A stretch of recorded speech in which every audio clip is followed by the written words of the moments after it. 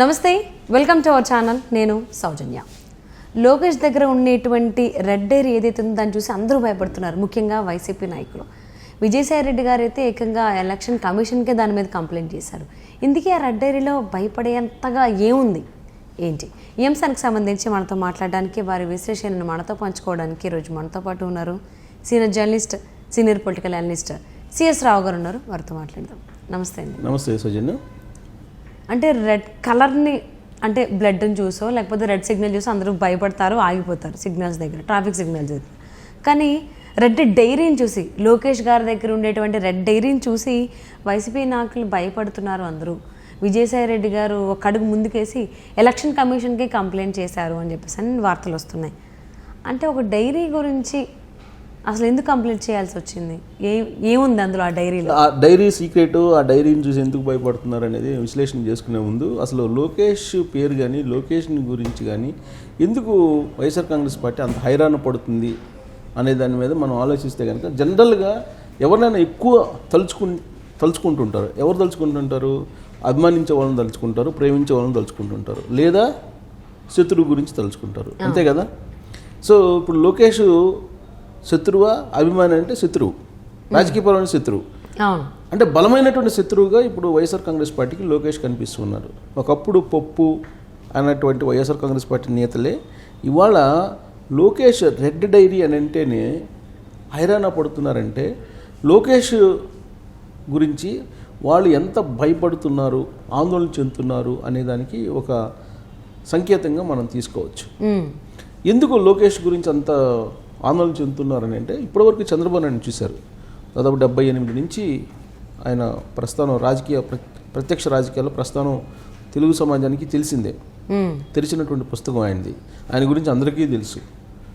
దాదాపుగా స్టూడెంట్స్ రోజుల్లో అప్పుడు ఉన్నటువంటి పరిస్థితి నుంచి ఇప్పుడు వరకు ఆయన గురించి తెలుసు. ఆయన దాదాపుగా 15 సంవత్సరాలు ముఖ్యమంత్రిగా చేశారు. కాబట్టి ఆయన పరిపాలన తీరు కానీ, వ్యవహార శైలి కానీ, ఆయన ఏ విధంగా వ్యవహరిస్తారు, ఆయన వైఖరి ఎలా ఉంటుంది అనే దాని మీద రాజకీయాలతో పరిచయం ఉన్నటువంటి వాళ్ళకి చాలామందికి అవగాహన ఉంటుంది. ఏం అవగాహన ఉంటుందంటే, ఆయన మీద చంద్రబాబు నాయుడిని వ్యక్తిగతంగా మనం ఏమైనా దూషించవచ్చు, ఏమైనా అనొచ్చు, మళ్ళీ వెళ్ళినా కానీ భుజం ఎత్తి చేసి మాట్లాడతారు.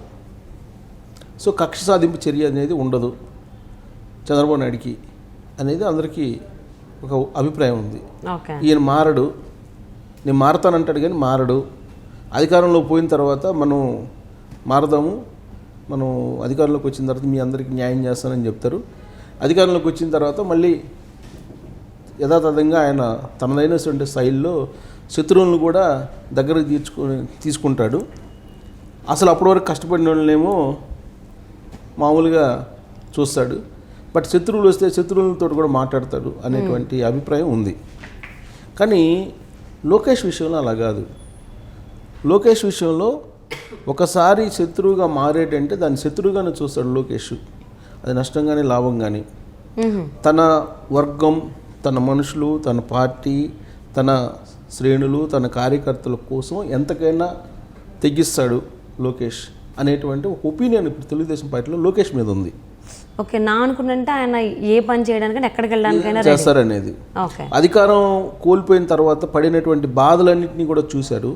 మళ్ళీ అధికారం వస్తే ఇప్పుడు ఎవరైతే చట్టవిరుద్ధంగా వ్యవహరించారో వాళ్ళంతా చూస్తాడు లోకేష్ అనేటువంటి ఒక విశ్వాసం ఉంది ఆయన మీద తెలుగుదేశం పార్టీ క్యాడర్లో. అదే చంద్రబాబు నాయుడు మీద అంత విశ్వాసం ఉండదు. చంద్రబాబు నాయుడు ఇదే చెప్తారు, అధికారం కోల్పోయిన తర్వాత అధికారంలోకి వచ్చిన తర్వాత వాళ్ళంతా చూద్దాం అంటారు. అధికారంలోకి వచ్చిన తర్వాత మళ్ళీ వాళ్ళనే నెత్తిని పెట్టుకుంటారు అనేటువంటి అభిప్రాయం ఆయన మీద ఉంది, ఎవరు అవునన్నా కాదన్నా. సో అందుకే ఆయన మారడు అనేది తెలుగుదేశం పార్టీలో ఎక్కువ మందిలో ఉండేటువంటి అభిప్రాయం. అంటే ఆయన గురించి చెడ్డగా కాదు కానీ కొంచెం మానవీయ కోణం నుంచి ఆలోచిస్తుంటారు, కక్ష సాధింపుకు వెళ్ళరు, రాజకీయ శత్రువులని చూడడు. ఆయన ప్రత్యర్థులుగా చూస్తుంటాడు తప్పితే శత్రువులుగా ఎవరిని చూడడు. తన దగ్గరికి వచ్చి ఏదైనా చేయమంటే శత్రువులు కూడా చేస్తారు అనేది ఆయన మీద ఉన్నటువంటి అభిప్రాయం. సహజంగా అప్పటి వరకు పోరాడినటువంటి వాళ్ళు ఏమనుకుంటారు, మొన్నటిదాకా మనం త్యాగాలు చేసి పోరాడాం కదా, ఎవడెవడో శత్రువు వస్తే ఆయన దగ్గర కూర్చోబెట్టి మాట్లాడుతున్నారు అని వీళ్ళు కొంచెం బాధపడుతుంటారు. కానీ ఆయన మనస్తత్వం ఏంటంటే కక్ష పెంచుకునేటువంటి మనస్తత్వం కాదు. కక్ష, ద్వేషం, లేదంటే శత్రువులుగా భావించాలి ప్రత్యర్థుల్ని అనేటువంటి యాంగిల్లో చూడు. కానీ జగన్మోహన్ రెడ్డి వచ్చిన తర్వాత రాజకీయ శత్రువులు ఉంటారు, ప్రత్యర్థులు ఉండరు అని చెప్పి జగన్మోహన్ రెడ్డి ఫార్ములా.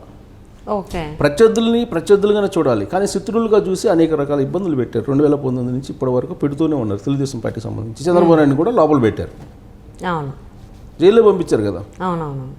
సో ఇవన్నీ చూసిన తర్వాత రాజకీయ శత్రువుగానే వైఎస్ఆర్ కాంగ్రెస్ పార్టీని చూస్తున్నాడు లోకేష్. సో అధికారంలోకి వచ్చిన తర్వాత శత్రువుని ఏ విధంగా కొట్టాలి అనేది కూడా లోకేష్కి తెలుసు.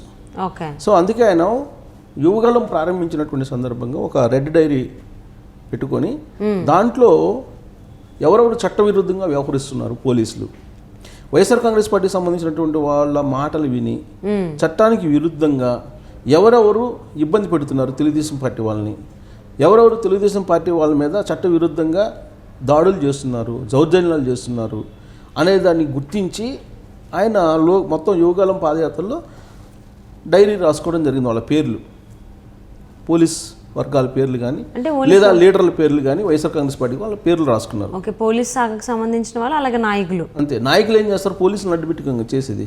ఇప్పుడు జగన్మోహన్ రెడ్డి చేస్తున్నాడంటే జగన్మోహన్ రెడ్డి కాదు కదా, జగన్మోహన్ రెడ్డి ఇండివిజువల్గా వస్తే ఇండివిజువల్గా చూసుకుంటారు, కానీ ఒక వ్యవస్థని ఉపయోగించుకొని దాడులు చేస్తున్నారు అనేది కదా తెలుగుదేశం పార్టీ చెప్తోంది.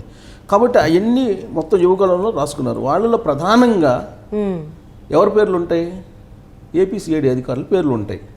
ఏపీసీఐడి అధికారులు ఎవరున్నారు, ఆయన అంతకుముందు పనిచేసినటువంటి వాళ్ళు, ఇప్పుడు ఉండేటువంటి వాళ్ళు, వాళ్ళ పేర్లు ఉంటాయి. ఎందుకు సిఐడి అధికారులు? ఎందుకంటే ఏది చేసి జగన్మోహన్ రెడ్డి ఏది చెప్తే అది చట్టవిరుద్ధంగా ఏపీసీఐడి పోలీసులు చేశారనేది కదా మొదటి నుంచి తెలుగుదేశం పార్టీ వాళ్ళు చెప్తుంది. ఇప్పుడు ఏపీసీఐడియే చట్టవిరుద్ధంగా నోటీసు ఇవ్వకుండా చంద్రబాబు నాయుడు కూడా తీసుకెళ్లారని కదా కోర్టు. ఇప్పుడు మాజీ సీఎంగా Z+ కేటగిరీలో భద్రత ఉన్నటువంటి చంద్రబాబు నాయుడిని ఎలాంటి నోటీసు ఇవ్వకుండా, ఎఫ్ఐఆర్ లేకుండా తీసుకెళ్లి జైల్లో పెట్టారు కదా, అది చట్టవిరుద్ధమే కదా. ఈవెన్ గవర్నర్ ఇవాళ కూడా సుప్రీంకోర్టులో తేల్తల్లా ఆ చట్టమా చట్టవిరుద్ధమా, చట్టపరంగా చేశారా అనేది.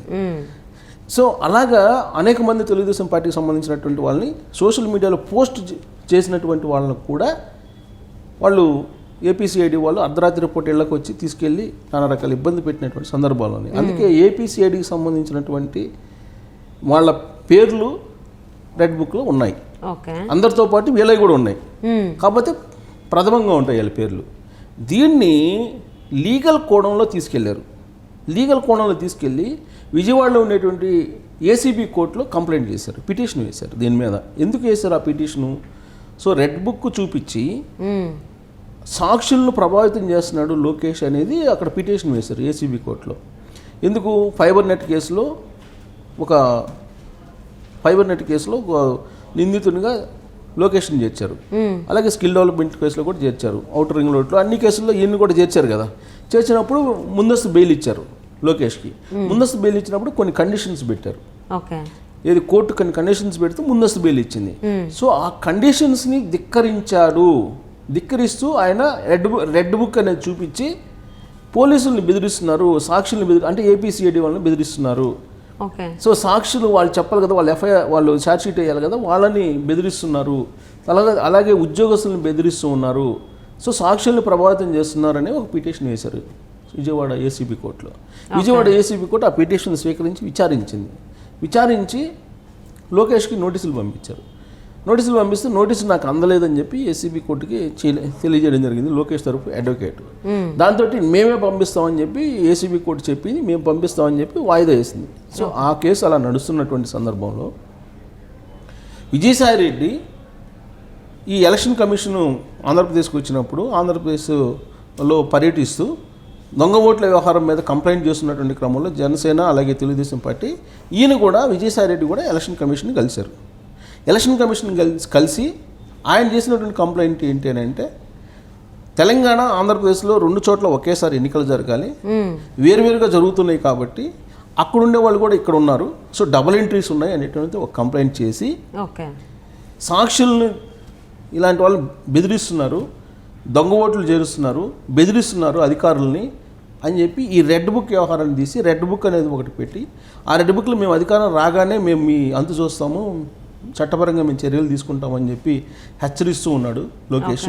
కాబట్టి లోకేష్ మీద చర్యలు తీసుకోండి అని చెప్పి ఆయన ఎలక్షన్ కమిషన్కి కంప్లైంట్ చేశారు. సో ఏ యాంగిల్ నుంచి ఏ యాంగిల్ తీసుకెళ్లారో చూడండి వైఎస్ఆర్ కాంగ్రెస్ పార్టీ. అంటే లోకేష్ అంటే ఎంత వైఎస్ఆర్ కాంగ్రెస్ పార్టీ భయపడుతుంది అంటే అంటే ఒక బుక్ని చూసి భయపడాల్సినటువంటి అక్కడ ఏముంది? అక్కడ బుక్ కాదు కదా, యోగలంలో ఆయన తిరుపతి నుంచి విశాఖపట్నం వరకు చేశారు. ఆ మొత్తం ప్రయాణంలో 3000 పైచిలుకు కిలోమీటర్లు ప్రయాణం చేసిన సందర్భంగా ఎక్కడెక్కడ కానిస్టేబుల్స్ దగ్గర నుంచి ఎస్పీ దాకా ఎవరెవరు చట్టవిరుద్ధంగా తెలుగుదేశం పార్టీ వాళ్ళని ఇబ్బంది పెట్టారనేది మొత్తం లిస్ట్ అవుట్ చేశారు. లిస్ట్ అవుట్ చేసి వాళ్ళ పేర్లన్నీ ఉన్నాయి కదా, రేపు అధికారంలోకి వచ్చిన తర్వాత వీళ్ళ మీద చట్టపరమైన చర్యలు తీసుకునే అవకాశం ఉంది. సో అందుకని ఉద్యోగస్తుల్ని, అదే ఈ పోలీసుల్ని లేదంటే ఉద్యోగస్తుల్ని ఈయన భయపెడుతున్నాడు, భయపెట్టి తన దొంగోట్లు చేర్చుకుంటున్నాడు. రివర్స్లో ఎలక్షన్ కమిషన్ కంప్లైంట్ చేయడం జరిగింది విజయసాయి రెడ్డి. అంటే ఇప్పుడు వైసీపీ ప్రభుత్వం ఎలా అయితే అధికారుల్ని లొంగ తీసుకుని పనులు చేయించుకుంటుందో, బెదిరిస్తుందో, సో అలాగే ఇన్ కేస్ నెక్స్ట్ టీడీపీ ప్రభుత్వం వస్తే అదే పని చేస్తుంది అనేటువంటి ఆలోచనలో వాళ్ళు ఉన్నారు అనుకో. అదే పని చేయడంతో పాటు ఇప్పుడు ఎవరైతే తెలుగుదేశం పార్టీకి వ్యతిరేకంగా చేశారో వైఎస్ఆర్ కాంగ్రెస్ పార్టీ కార్యకర్తలకు వ్యవహరిస్తున్నారో వాళ్ళ మీద చర్యలు తీసుకుంటామని చెప్పాడు. చర్యలు తీసుకుంటాము, ఈ రెడ్ బుక్లో పేర్లు ఉన్నాయి, అందరి పేర్లు ఉన్నాయి, ఈ రెడ్ బుక్లో అందరి పేర్లు ఉన్నాయి, ఈ పేర్లను బేస్ చేసుకొని మేము చర్యలు తీసుకుంటాం అని చెప్పారు. దాన్ని ఇప్పుడు ఎలక్షన్ కంప్లైంట్ చేసి ఇలా భయపెడుతున్నారు అని చెప్పి ఒకవైపు కోర్టు, ఇంకొక వైపు ఎలక్షన్ కమిషన్ కంప్లైంట్ చేసి వైఎస్ఆర్ కాంగ్రెస్ పార్టీ ఒక సీన్ క్రియేట్ చేసింది. ఆ సీన్ ఎందుకు క్రియేట్ చేసిందంటే నిజంగానే అధికారంలోకి వస్తే లోకేష్ ఆ పని చేస్తాడనేటువంటి ఒక ఆందోళన వైఎస్ఆర్ కాంగ్రెస్ పార్టీలో ఉంది. చంద్రబాబు నాయుడు విషయంలో అయితే అంత ఆందోళన చెందదు. అదే, సో ఒక బుక్ని చూసి అంటే కేవలం పేర్లే ఉన్నాయి, అందులో ఇంకేమీ లేవు, దాన్ని చూసే వైసీపీ వాళ్ళు భయపడుతున్నారు. విజయసాయి రెడ్డి గారు ఎలక్షన్ కమిషన్ దాకా తీసుకెళ్ళి అక్కడ కంప్లైంట్ చేయడం, ఏసీబీ కోర్టులో కంప్లైంట్ చేయడం అనేది నిజంగా ఒక్కొక్కసారి చూస్తుంటే ఒకవైపుగా ఆలోచిస్తే